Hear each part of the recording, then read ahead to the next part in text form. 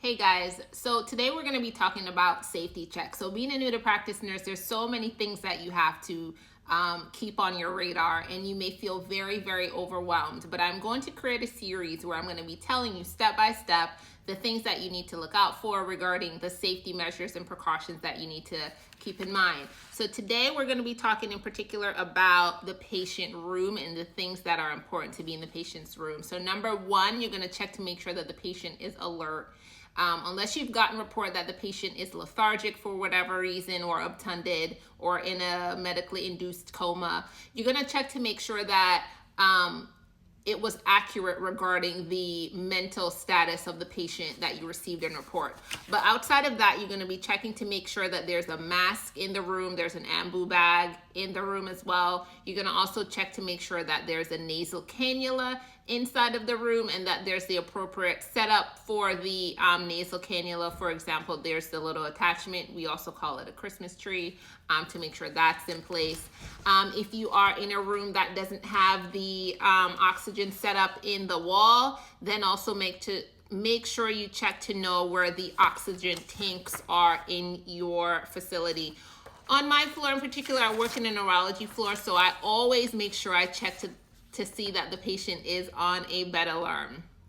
And then, as I've stated in previous videos, make sure you check to ensure that the bed is in the lowest level, right? Make sure that it's closest to the ground as possible. You're going to also check to make sure that the side rails are up, but not 4, because that's considered a restraint. You're going to make sure that there's 2. Honestly, I really have 3 up.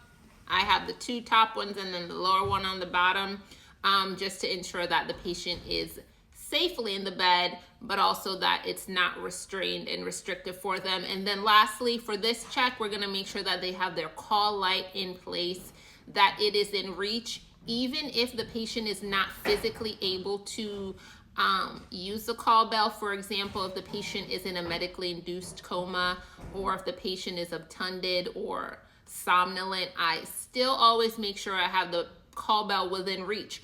And not only within reach, I actually make sure I put it on top of the patient. Like, I literally put it on their chest, so no one has any room to question was that particular safety measure in check. And then also be considerate if the patient has something like myasthenia, or has any kind of like paralysis. There's also adjustable call bells where they can blow into the call bell, and that alerts the staff to come in. So like and follow for more. Go ahead and schedule a consultation for me if you're a struggling nurse and want some more help.